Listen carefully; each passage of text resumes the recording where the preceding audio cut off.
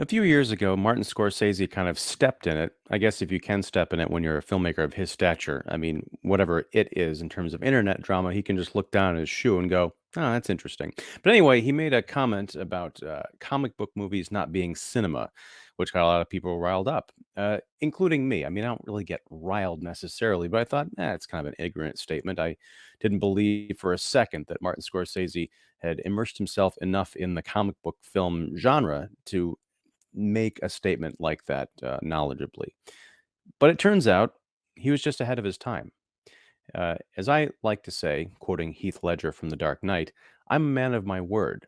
And recently, on a live stream on the Kicking the Seat YouTube channel, I mentioned that after Doctor Strange and the Multiverse of Madness, I'm out. I'm done with comic book movies. Now, I'd like to clarify that I am, in fact, done with superhero movies.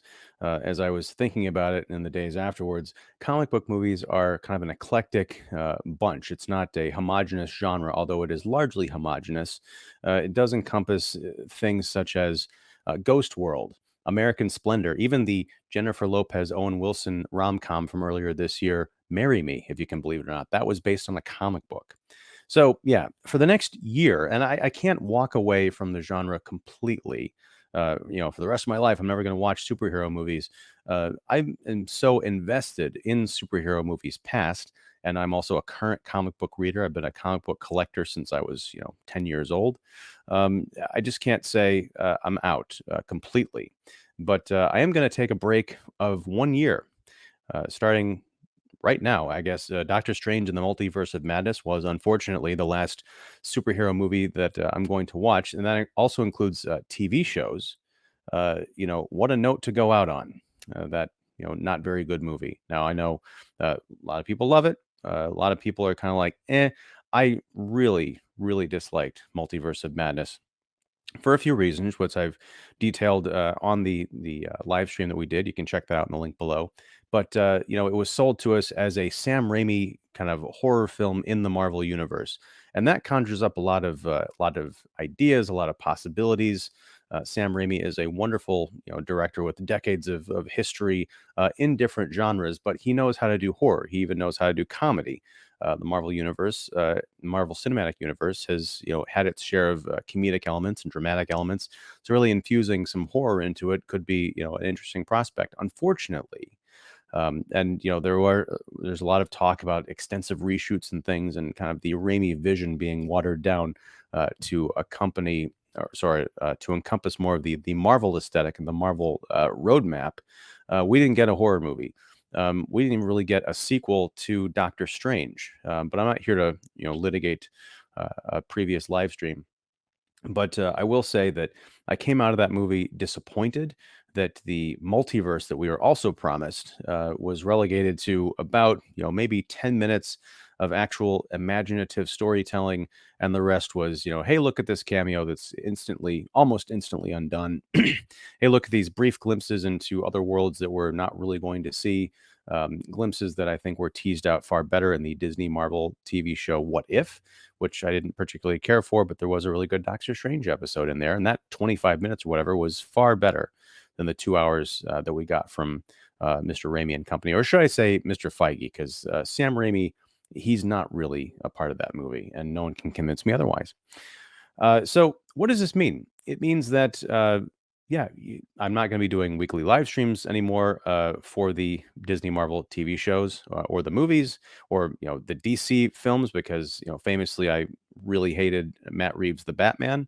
In fact, I've been disenchanted with a lot of the properties and the genre for like the last 6 to 8 months, with some bright spots for me personally, which everyone else seemed to hate. Oddly enough, I am the last guy anyone asks. I was a huge fan of the Eternals. I also really dug Black Widow. I'm convinced that had that movie come out 5 years ago, people would have been praising it instead of just knocking it, mostly because it's a movie that came out way too late due to the pandemic and other reasons. But largely, TV shows like Falcon and the Winter Soldier, which I thought was okay, to Hawkeye, which I thought was kind of fun in its own way, but just kind of wonky and I guess unnecessary, to Moon Knight, which I thought was abysmal.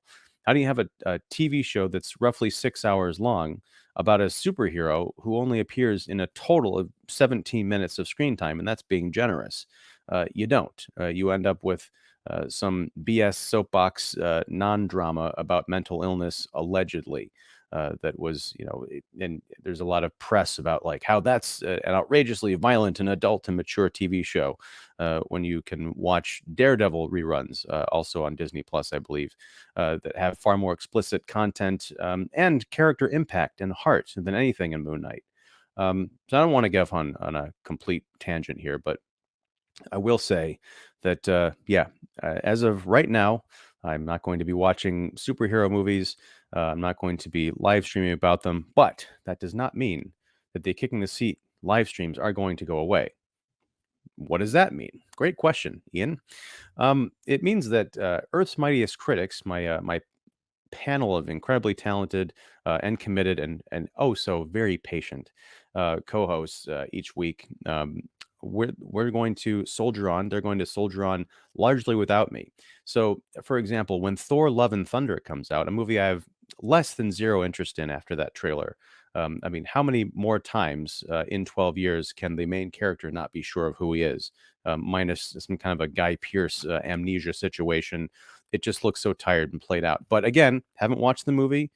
Well, no one has seen it beyond the people at Marvel Studios, as far as I understand. So I am prejudging. I'm being a little bitchy here, but that's okay, as is my want. And part of this sabbatical of 1 year is to give myself some breathing room, so I can come back to these things with a little bit of perspective and decide whether or not I want to watch these movies.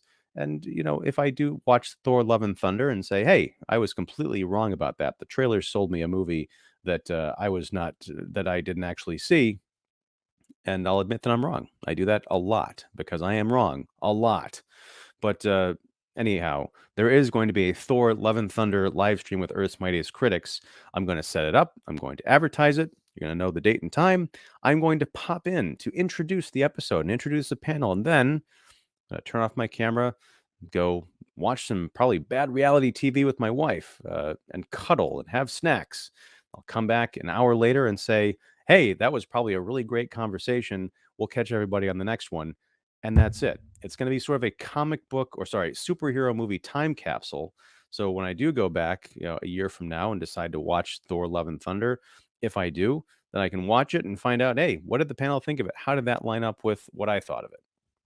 Now, you may wonder why, beyond the quality of the films as I perceive them, why I would do this. Well, uh, I am a member of the Chicago Film Critics Association, which means that I do get invitations to see these movies for free in advance downtown. Now, I used to work downtown, but over the course of COVID, that job uh, was snapped, Thanos style. And now I'm, essentially working for myself out in the suburbs of Chicago, which means if I want to go downtown to see one of these advanced screenings, I need to either drive, which costs an ungodly amount in parking, or I need to take the train, which costs an ungodly amount in time. To be truth, both of them are kind of time sucks. But if there's a 2 or a 3 hour comic book movie, I'm going to have to add another 3 hours in to and from travel time either way, which also means time away from my family, which I could justify when I was working downtown because I got to be there anyway. But now I'm not going to say, "Hey, see ya, honey. I'll be back at 12." I'm going to miss dinner and miss putting the kids down, all that stuff. Plus, I often spend more money getting downtown and parking to go see this movie than if I just decided, "Hey, I'm going to drive 10 minutes to my local, AMC and watch these films." I can see it on Thursday night, so I technically know what's going on over the weekend or, ahead of the weekend. I'm just not going to do it. It's not worth my time. These movies are no longer worth my time. How can I say that? Well, in the last several months, me and my 4-year-old, now he's 5, we've been going back and watching a lot of the kind of classic comic book movies from the 80s and the 2000s. I'm talking Tim Burton's Batmans. Yes, even the Joel Schumacher Batmans. We've gone back even further to the Superman films from the 80s, the 70s and 80s. Now we've been getting into Marvel Phase 1 with Iron Man. We even watched Guardians of the Galaxy. We're kind of jumping around a bit, but he's 5. He doesn't know the continuity necessarily. But those films are so rich in terms of you know, character development, in terms of plots that feel like they mean something, that are not necessarily saving the world plots, but saving a city. Sometimes that's, enough. Uh, in terms of the grandiosity of these interconnecting universes, I mean, that wasn't a thing until really 10 years ago or so. And it's just so beautiful to go back and watch a movie that is thrilling, that is engaging, that's, exciting and sometimes terrifying, but you walk out of it or turn the TV off and think, wow, I've experienced a full story with characters I care about, and a plot that I can, explain to someone in under 10 minutes. It's refreshing, and we don't have that anymore. Also, these movies, they tend to be very aspirational. I know that's not cool anymore. Everything's about, nihilism and doom. But, I want to watch a Superman movie where at the end of it, I feel like things are going to be okay. Rather than, Zack Snyder's version, where we've got a Man of Steel who's not afraid to break someone's neck. And he's going to cry about it. He's going to feel bad about it. And I guess that's supposed to make me feel better, but it actually makes me feel a ton worse. Um, so yeah, I want to watch movies that make me feel something other than, tired, depressed, more than a bit angry, and I want to feel as if there are very few other things that would have been worth that 2-3 hour investment, and I just don't feel that anymore. That felt that way about the Batman. I certainly felt that way about Doctor Strange and all of Moon Knight.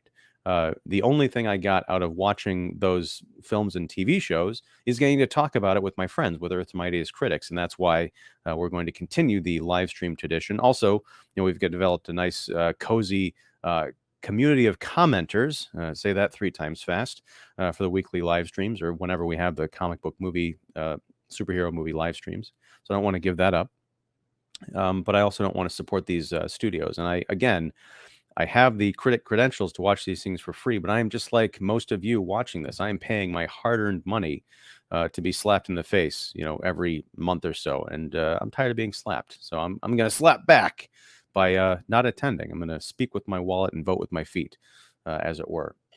So what am I going to do in the meantime? Well, I'm going to spend some more time with my family, and no, that's not some cheap politician's excuse. I'm actually literally going to do that. I'm going to save money.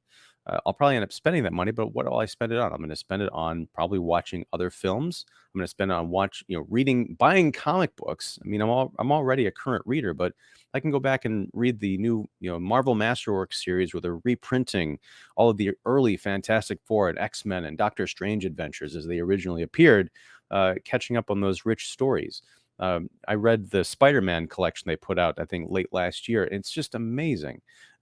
That's not really a pun, but it's more, it's the early 60s. It's kind of corny in some parts, but, the amount of things that I felt after reading that story, topped just about everything I'd seen in a multiplex relating to superheroes, with the exception of probably Spider-Man No Way Home. Yeah, that's my plan. Also, I should mention that there is going to be one exception to this rule. This summer, I intend to take my youngest to his first, movie theater experience, and that will likely be the DC movie. I don't remember the name of it. It's like the League of Super Pets or something, where Wonder Woman and Batman and Superman's dogs and cats all get together and fight crime or save the heroes or something like that. It looks cute, and I think it'd be right up my son's alley. So I'm going to make that exception. Maybe even do a live stream with it that I will attend. But yeah, that's the only thing. And I feel comfortable with that exception because I doubt that that's going to tie into the wider DC extended universe. I don't imagine, the Riddler from Matt Reeves' Batman showing up and, trying to drown half the city or whatever. Spoiler alert if you haven't seen that movie. But yeah, so that's the plan. The other exception to this moratorium is I'm only talking about new superhero movies and TV shows. As I mentioned, I've been going back and watching sort of the classics with my youngest. I'm not going to deprive him of the entire, canon of Marvel and DC shows and whatever that have kind of gotten us to this place. These movies used to be truly wonderful, almost magical, transportive experiences. So I'm not going to deny him that. I'm not going to say, hey, you really liked that Sam Raimi Spider-Man. You got to wait a year to find out how things all shake out for old Webhead. No, that's not going to happen. This moratorium is effective essentially from anything after Doctor Strange and the Multiverse of Madness, including movies and TV shows. So there, in case you were wondering, you're not going to get me with a gotcha where maybe I do a review or a live stream about Spider-Man 3 in December or something like that. I'm like, I thought you were giving these things up. Well, I am, but past a certain point. So there you have it. I should also mention that there will be other live streams going on throughout the summer and the rest of the year. Uh, we're going to talk about Top Gun Maverick when that comes out. We're going to talk about the new Jurassic World. We'll talk about Avatar 2. So Earth's Mightiest Critics will be back talking about movies live and taking your feedback, live on the air, as it were. But they're just not going to involve capes or cowls. I don't make this decision lightly, and that's why I decided that I'm going to give it a year and see how I feel about it. If I come back and there's still a lot of kind of weird nonsense and the movies don't make any sense and I'm not connecting with any of the characters, then I might nope out for a little bit longer. But until there's a severe change in the creative regime, I just I hate feeling after watching these movies, and this is no grand testament to my own artistic genius, but I often can think of 5 to 6 to 20 different ways that these movies could go had they been more concerned about story and character than just being theme park rides, as Mr. Scorsese put it. I'm gonna miss Black Panther: Wakanda Forever. I'm kind of interested to see where that goes. Ant-Man: Quantumania, which I think might actually come out after my sabbatical is over. I'm kind of interested in that because of Kang the Conqueror, as we saw introduced in the end of Loki, and that was one of my disappointments with the Doctor Strange 2, is he introduced this great threat involving the multiverse. And Marvel's plan is, wait another year. We're gonna have a multiverse movie out. Actually, I think 2 at that point. We're not going to mention Kang. So again, I don't know what you can try and convince me all you want that there is some grand plan. I know Kevin Feige just got back from a giant retreat saying we've got the next 10 years of Marvel planned out. That may be true, but as far as Marvel Phase 4, no one can convince me that there is or was any plan beyond we're just going to get out this product, this content. It doesn't really matter if it links up because we're going to keep teasing and teasing and teasing. I'm done being teased. So yeah, let me know what you think about this whole idea. Am I completely crazy? Am I nuts? Doesn't matter now because I'm committed to this project. And I'm looking forward to cracking open that time capsule in a year.